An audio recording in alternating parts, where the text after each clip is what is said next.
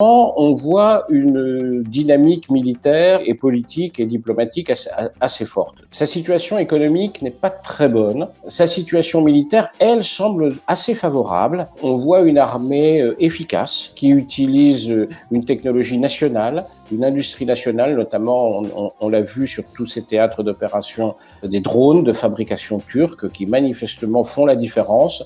Mais il y a aussi des moyens militaires en termes de guerre électronique qui sont non négligeables.